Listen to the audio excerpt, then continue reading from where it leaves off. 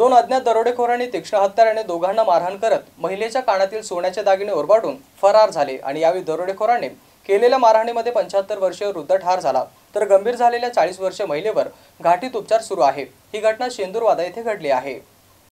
याबाबत अधिक माहिती अशी की नारायण पंढरीनाथ निकम आणि त्यांची सून अन्नपूर्णा नानासाहेब निकम हे गावाजवळील शेती वस्तीवर राहतात। रात्री 12 वाजेच्या सुमारास घराचा दरवाजा बाहेरून कुणीतरी वाजवला तेव्हा कोण आहे असे अन्नपूर्णाबाईने विचारले असता कुणीही प्रतिसाद दिला नाही। पुन्हा जास्त दरवाजा वाजू लागला म्हणून त्यांनी दरवाजा उघडला असता अन्नपूर्णा निकम यांच्या गळ्यावरती अचानक काहीतरी मारले आणि दोन्ही कानातील सोन्याचे कानातले आणि गळ्यातली पोत चोरट्यांनी चोळून पळ काढला। त्यानंतर आरडाओरड करून त्या घराबाहेर आल्या असत्या। त्यांचे सासरे नारायण निकम हे रक्ताच्या थारोळ्यात जखमी आणि बेशुद्ध अवस्थेमध्ये पडलेले दिसले। त्यानंतर अन्नपूर्णाबाई यांनी त्यांचे पुतणे गणेश निकम यांच्या घरी जाऊन घडलेला प्रकार सांगितला। त्यानंतर रामेश्वर निकम आणि नातेवाईकांनी दोघांना देखील घाटी रुग्णालयात दाखल केले असता नारायण निकम यांचा मृत्यू झाल्याचे डॉक्टरांनी सांगितले। तर अन्नपूर्णाबाई निकम यांच्यावरती घाटीत उपचार सुरू आहेत। घटनेची माहिती मिळताच वाळूज पोलीस ठाण्याचे निरीक्षक राजेंद्र सहाणे यांनी फौज फाट्यासह घटनास्थळी धाव घेतली। दरम्यान पोलीस उपायुक्त नितीन बगाटे, गुन्हे शाखेचे संदीप गुरमे यांनी देखील घटनास्थळी धाव घेत घटनास्थळाची पाहणी केली। या प्रकरणी वाळूज पोलीस ठाण्यात गुन्हा दाखल करण्यात आला आहे आणि पुढील तपास पोलीस करत आहे। अशोक साठे, MC न्यूज, वाळूज, छत्रपती संभाजीनगर।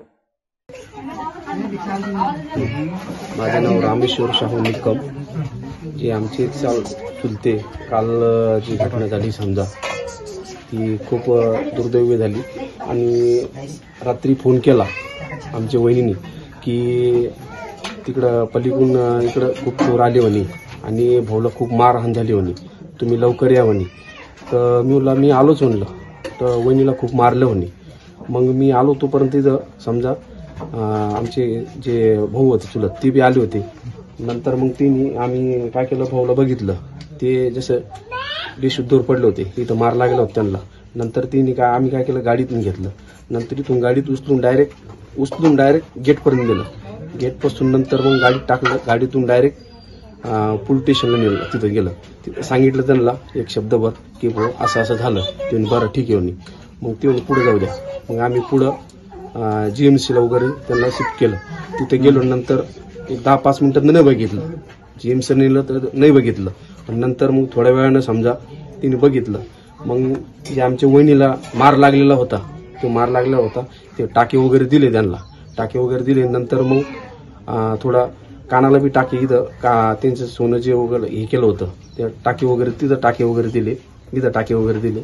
नंतर समजा मग पेशंटला नंतर डॉक्टरना तपासून मयत घोषित केलं। नंतर परत आम्ही याच्यात शिफ्ट केलं, त्याला शवगृहामध्ये शिफ्ट केलं।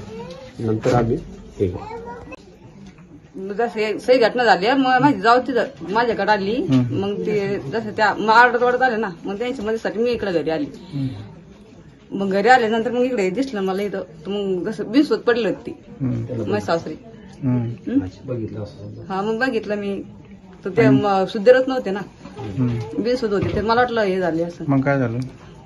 मग यांना फोन केला, मग त्यांना केला माझ्या शेजारी पाजारी जसं बोललेलं, मग जसं गाडीपर्यंत बोललेलं नाही तुझं। तुम्ही काही चोर बीर काही पाहिले? नाही, कोणीच नाही पाहिले। नाही का? नाही तर पळून गेले ते। हे सगळे झालेच नंतर मग त्यांची म्हणजे एवढे याच्यात नव्हत्या, त्याला झांजेल होती। किती लोक होते? काहीच माहित नाही आता। आणि काय काय कुठं लागलेलं आहे काय? कोणाला त्यांना का इथं लागेल आणि हे कान तोडले, समजा हे तोडले ना खाली।